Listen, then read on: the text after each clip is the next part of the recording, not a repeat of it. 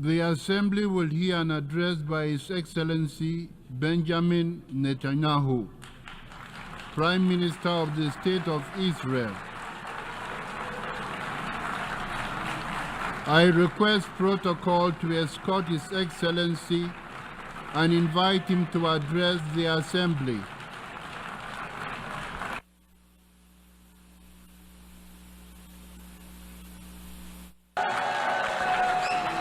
Order, please. Ladies and gentlemen, order.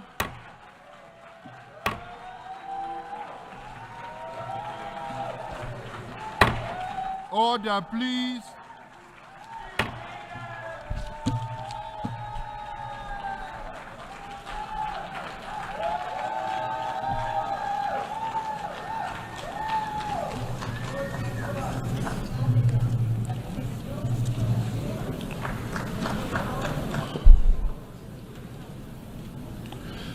Mr. President, ladies and gentlemen, I didn't intend to come here this year. My country is at war, fighting for its life. But after I heard the lies and slanders leveled at my country by many of the speakers at this podium, I decided to come here and set the record straight.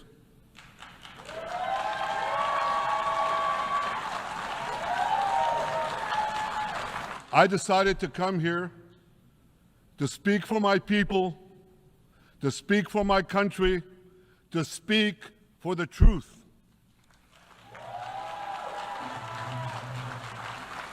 And here's the truth. Israel seeks peace. Israel yearns for peace. Israel has made peace and will make peace again.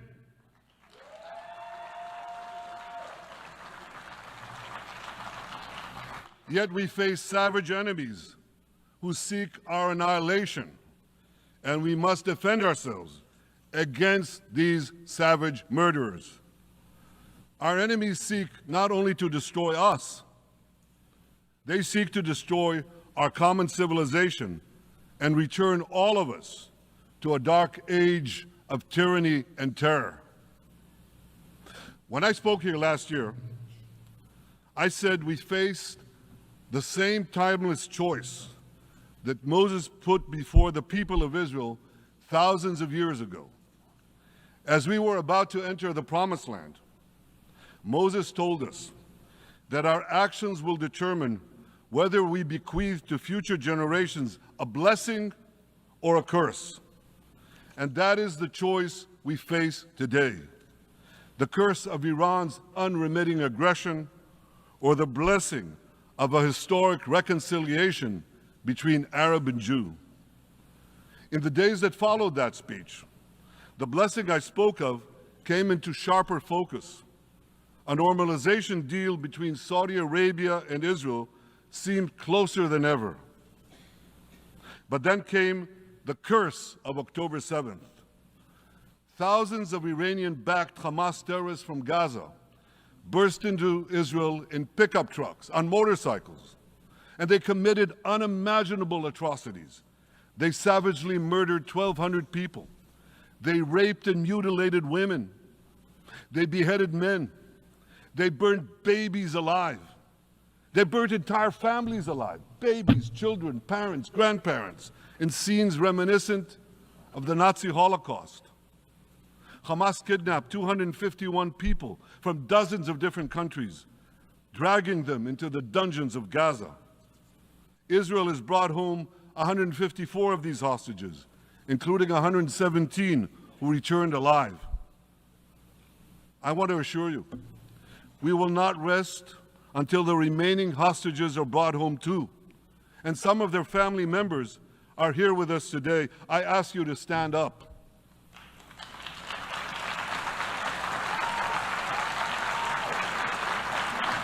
With us is Eli Stevie, whose son Idan was abducted from the Nova Music Festival. That was his crime. A music festival. And these murderous monsters took him. Kobe Smirno, whose son Jonathan was murdered, and his corpse was taken into the dungeons, into the terror tunnels of Gaza. A corpse held hostage. Salim al-Atrash, whose brother Muhammad, a brave Arab Israeli soldier, was murdered. His body too was taken to Gaza. And so was the body of Ifat Hyman's daughter Inbar, who was brutally murdered at that same music festival. With us is Sharon Sharabi, whose brother Yossi was murdered, and who prays for his older brother Eli, who is still held hostage in Gaza. And with us too is Yizhar Liftich from Kibbutz Nir Oz, a kibbutz that was wiped out by the terrorists. Thankfully, we achieved the release of his mother Yocheved, but his father Oded is still languishing in an underground terrorist hell of Hamas. I again promise you, we will return your loved ones home. We will not spare that effort until this holy mission is accomplished.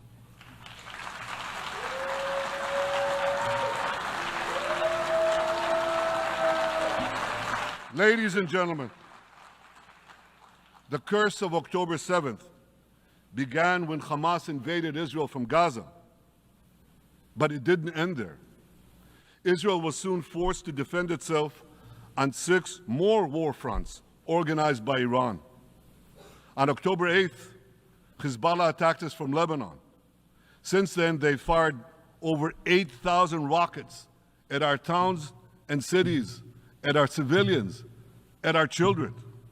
2 weeks later, the Iran-backed Houthis in Yemen launched drones and missiles at Israel, the first of 250 such attacks, including one yesterday aimed at Tel Aviv.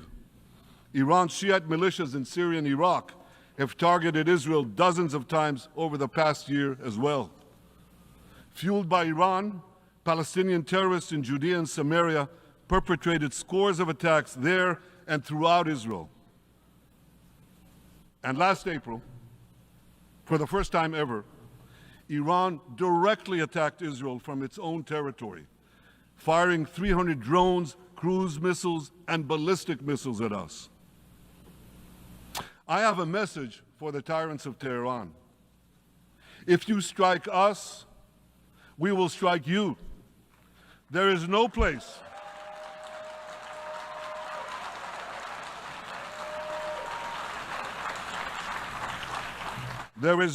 in Iran that the long arm of Israel cannot reach, and that's true of the entire Middle East. Far from being lambs led to the slaughter, Israel's soldiers have fought back with incredible courage and with heroic sacrifice. And I have another message for this assembly and for the world outside this hall. We are winning.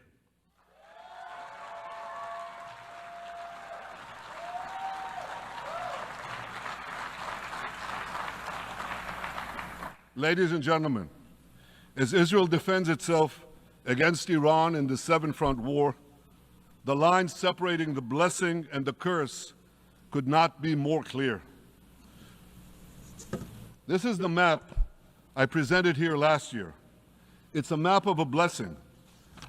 It shows Israel and its Arab partners forming a land bridge connecting Asia and Europe between the Indian Ocean and the Mediterranean Sea. Across this bridge, we will lay rail lines, energy pipelines, fiber optic cables, and this will serve the betterment of 2 billion people. Now look at this second map. It's a map. Look at the second map. It's a map of a curse. It's a map of an arc of terror that Iran has created and imposed from the Indian Ocean to the Mediterranean. Iran's malignant arc has shut down international waterways. It cuts off trade. It destroys millions, destroys nations from within, and inflicts misery on millions. On the one hand, a bright blessing a future of hope. On the other hand, a dark future of despair. And if you think this dark map is only a curse for Israel, if you think that, then you should think again. Because Iran's aggression, if it's not checked, will endanger every single country in the Middle East and many, many countries in the rest of the world. Because Iran seeks to impose its radicalism well beyond the Middle East. That's why it funds terror networks on 5 continents. That's why it builds ballistic missiles for nuclear warheads to threaten the entire world. For too long, the world has appeased Iran. It turns a blind eye to its internal repression. It turns a blind eye to its external aggression. Well, that appeasement must end. And that appeasement must end now.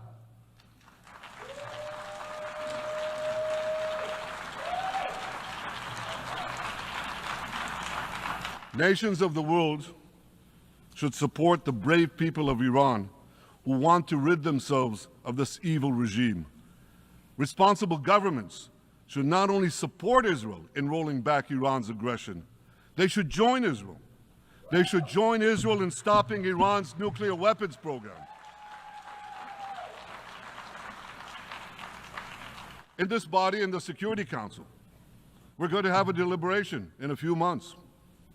And I call on the Security Council to snap back UN Security Council sanctions against Iran, because we must all do everything in our power to ensure that Iran never gets nuclear weapons.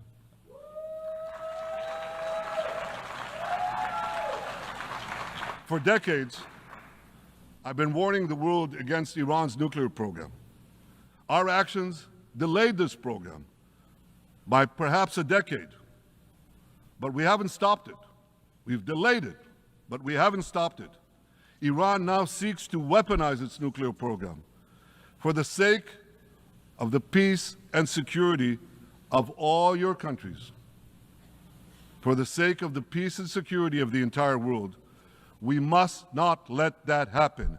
And I assure you, Israel will do everything in its power to make sure it doesn't happen.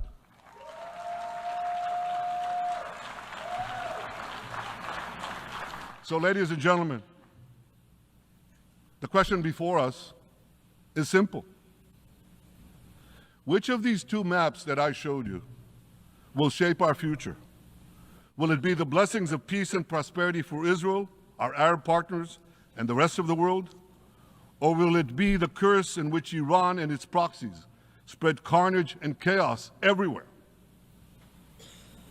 Israel has already made its choice. We've decided to advance the blessing. We're building a partnership for peace with our Arab neighbors while fighting the forces of terror that threaten that peace.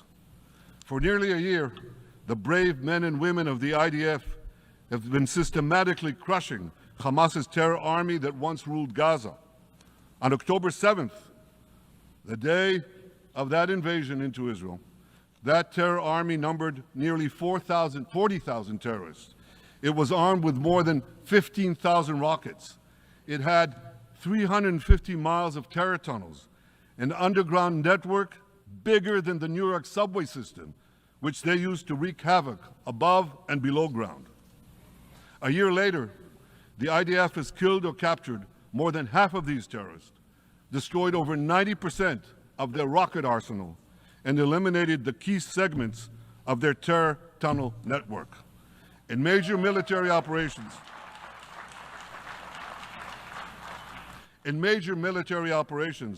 we destroyed nearly all of Hamas's terror battalions, 23 out of 24 battalions. Now, to complete our victory, we are focused on mopping up Hamas's remaining fighting capabilities. We are taking out senior terrorist commanders and destroying remaining terrorist infrastructure. But all the while, and I'll say this one more time, we remain focused on our sacred mission, bringing our hostages home, and we will not stop until that mission is complete. Now, ladies and gentlemen, even with Hamas's greatly diminished